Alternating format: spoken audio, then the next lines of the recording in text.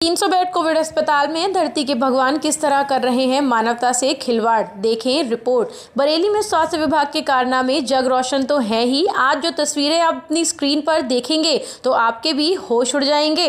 आपको बताते चलें कि कोरोना महामारी को लेकर योगी सरकार के दावों की हकीकत जानने के लिए आज सिटी न्यूज की टीम 300 बेड अस्पताल बरेली पहुंची, जहां पर कोविड-19 सेंटर में हर तरह की अवस्थाएं फैली हुई दिखी। मीडिया कर्मियों ने जब योगी सरकार के झूठे दावों को जो लगातार प्रचार प्रसार में किए जा रहे हैं कि हकीकत जानने के लिए अंदर जाकर देखा और वहां का नजारा मानवता को शर्मसार करने वाला दिखा। जहां पर कोविड के मरीजों को बेंचों के नीचे लेटे देखा तो कहीं कोविड के मरीजों को फर्श पर पड़े देखा गया।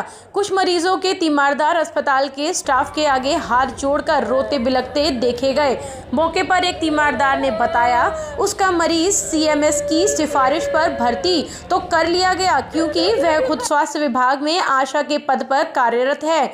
उसके मरीज को भर्ती तो कर लिया गया। सरकारी दवाइयां भी तमाम डॉक्टरों द्वारा लिखी गईं, परंतु कागजों पर लिखने के बाद मरीजों तक नहीं पहुंच पा रही हैं। पूरे अस्पताल में परिसर में गंदगी अपनी चरम सीमा पर है। तीमारदार परेशान। 300 बेड अस्पताल में सरकार के पैसे की बर्बादी का खेल खुलेआम खेला जा रहा है। आखिर क्यों? इस संबंध में सीएमएस बागीश वैश्य से जानकारी लेना चाहिए तो उन्होंने जानकारी देने से इनकार कर दिया और चैम्बर में बैठे साथियों के साथ गप्पे लड़ाते नजर आए। वहीं पर एक मरीज के इलाज के दौरान मौत हो गई तो उस मरीज के परिजन कई घंटे इधर से उधर भटकते ही रहे। जिस तरह से बरेली में 300 बेड कोविड अस्पताल कोरोना महामारी से मानवता के साथ खिलवाड़ कर रहा है तो साफ हो जाता है कि योगी सरकार की स्वास्थ्य विभाग की मशीनरी नहीं चाहती है कि कोरोना महामारी खत्म हो। कहीं ना कहीं योगी सरकार भी मानवता को शर्मसार करने में भागीदार है। गौरतलब है कि गरीब को कोरोना हो जाए तो उस गरीब की दुर्दशा कोविड में इस तरह की होगी और पैसे वाले मरीजों को स्वास्थ्य विभाग के जिम्मेदारों के पालनहारों के निजी अस्पतालों में दोनों हाथों से लूटा जा रहा है। 300 बेड कोविड अस्पताल में मरीजों के परिजनों की बेबसी उन्हीं की जुबानी आप भी सुनिए। इस खबर पर हमारे संवाददाता अजय मिश्रा मौजूद हैं। हम उनसे जानते हैं कि 300 बेड अस्पताल में किस तरह की समस्याएं आ रही हैं। जी अजय जी। रचना, बताना चाहूँगा कि इस समय उत्तर प्रदेश के मुख्यमंत्री योगी आदित्यनाथ ने ऐलान किया है कि कोई भी मरीज बगैर ऑक्सीजन के अगर पाया गया या कोई किसी तरह की दिक्कत आई किसी हॉस्पिटल में तो जवाबदेही जिला के जिलाधिकारी और एसएसपी महोदय होंगे। यहाँ हम इस समय बात करेंगे 300 बेड हॉस्पिटल की, जहाँ पर अभी आपको हमने तमाम विजुअल दिखाए कि किस तरह से लोग बरामदे में बैठ के ऑक्सीजन ले रहे हैं और किस तरह की यहाँ की समस्याएं हैं। तमाम मरीज यहाँ पे परेशान हैं।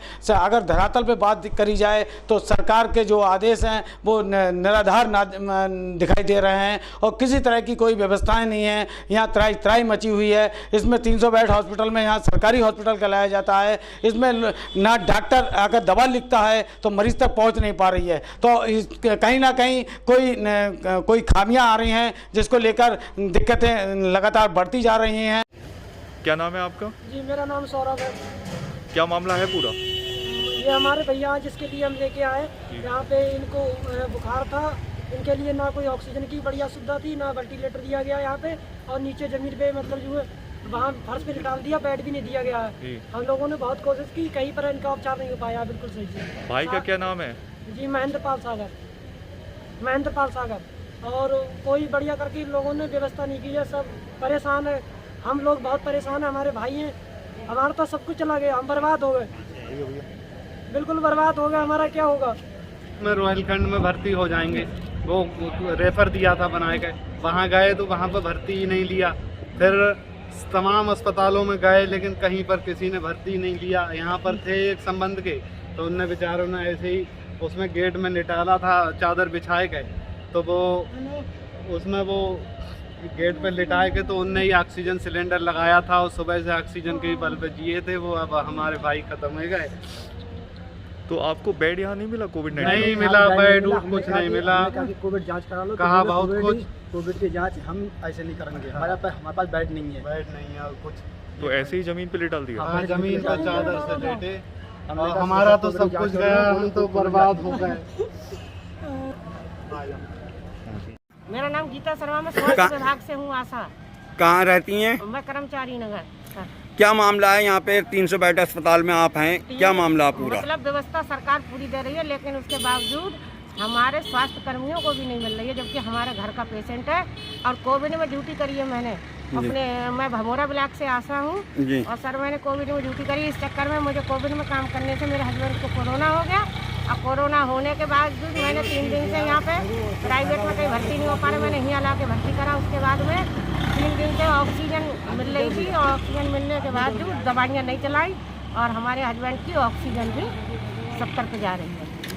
आप अभी एक कुछ ये बता रहे हैं कि दवाइयाँ टिकट पे चढ़ी हुई हैं, फाइल में चढ़ी हुई हैं, हाँ जी, पेशेंट तक नहीं पहुँची, क्या मामला है ये पूरा? ये तो पेशेंट तक दवाई नहीं पहुंच रही है। हाँ, फाइलों में चढ़ी हुई है। पहले तो इनकी फाइलों की इंक्वायरी करी जाए और मेरा बेटा आएगा, उसके पास है सारा, मैं आपको सारा फोटो भेज दूँगी। इसकी दवाइयों का पर्चा फाड़ लिया है।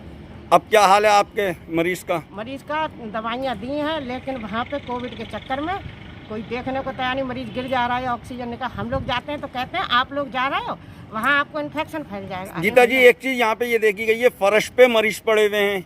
हाँ, ये क्या हर वक्त का है यहाँ पे? और ऐसा नहीं है। हाँ, रोज का ही होता है कि मरीजों को जिनके सोर्स है वो आके भर्ती हो जाना है। मेरा भी CMS से सोर्स था सर, और तभी मैं यहाँ पे आ पाई हूँ, तो मैंने भर्ती कराया। नहीं तो उसके बावजूद भी यहाँ के लोग लापरवाही दे रहे हैं।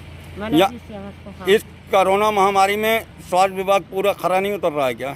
हाँ बिल्कुल, सब दवाइयाँ होने के बावजूद भी दवाइयाँ डॉक्टर लिख के जा रहे हैं फाइल में, मरीजों के तक दवाइयाँ नहीं पहुँच रहे हैं। ठीक है, थैंक यू। ये अपने आप ये फर्जी निपटा रहे हैं या क्या कर रहे हैं? मरीज की समझो कम से कम रोज 10-20 मरीज मर रहे हैं जिनको ट्रीटमेंट है। हाँ।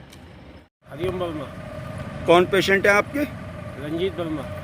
क्या है रिश्ते में आपके? साले हैं हमारे। क्या यहाँ व्यवस्थाएं कैसी चल रही 300 बेड अस्पताल में आप? दवाई जो है, दवाई की कोई व्यवस्था नहीं है, मरीज को देखने भी नहीं दे रहा है। अच्छा, और कह रहे हैं ज़्यादा करोगे हम पुलिस को बुला लेंगे, बंद करा देंगे। मतलब पुलिस की धमकी? पुलिस की धमकी देते हैं। अभी हमने यहाँ पे देखा कुछ फर्श पे मरीज पड़े हुए हैं जो अभी आए हैं घंटे 2 घंटे पहले, और जैसे मरीज आ रहे हैं उनके परिजन अपने आप ही अंदर लेकर जा रहे हैं खींचतान करके। ये क्या है मामला? इसमें आपने क्या? साहब ऐसा है, ये एक बार मरीज निकाल लो, दोबारा मरीज को अंदर नहीं ले रहे, और ये कह रहे हैं कि तुम्हारे पेशेंट की तबीयत सही नहीं है, अपना आप कहीं भी ले जाइए। बार बार ये कह देते हैं। ऑक्सीजन वगैरह की सर्विस कैसी दे रहे हैं? ऑक्सीजन लग रही है, मगर जो है दवाइयों की कोई सुविधा सही नहीं है। कोई दवा दारू नहीं चल रही? गोलियां दे रहे हैं बस। अच्छा, डॉक्टरों का राउंड वूंड कैसा चल रहा है? राउंड तो साहब हम डॉक्टर कोई वगैरह दिखते, एक आध दिखते, एक आध नहीं दिखते। अच्छा, एक चीज़ जानना थी कि जैसे ये मरीज आपके बेंचों पे फर्श पे पड़े हुए हैं, ऑक्सीजन लगी हुई है, ये क्या मानवता को शर्मसार नहीं करा रहा है? ये तो साहब इनका जो है कुछ समझ में नहीं आता है। हमारे साथ 300 बेड है, 300 बेडों में अभी इधर का तो कुछ चालू ही नहीं किया है। खिलवाड़ किया जा रहा है मानवता के साथ। बस खिलवाड़ी हो रहा है, कुछ नहीं। एक तरह से आदमी जो समझो जैसे भेड़ बकरी होती है जी, उस तरह से मर रही है बस, जो समझो। एक दिन में 7-7, 8-8 लाशें निकल रही हैं यहाँ से साहब, हम तो देख रहे हैं बैठ के। क्या दिन होगा आपको यहाँ? हमें आज है साहब, हम परसों रात को 3 बजे आए थे और 9:30 बजे समझ लो ट्रीटमेंट भी शुरू नहीं हुआ। दिन में 3 बजे आके बाद? 3 बजे आने के बाद भी ट्रीटमेंट शुरू नहीं हुआ। यहाँ पे खाली ऑक्सीजन लगा दी थी, बस वो भी कुर्सी पे बैठा के हमने जाके लगाई थी खुद।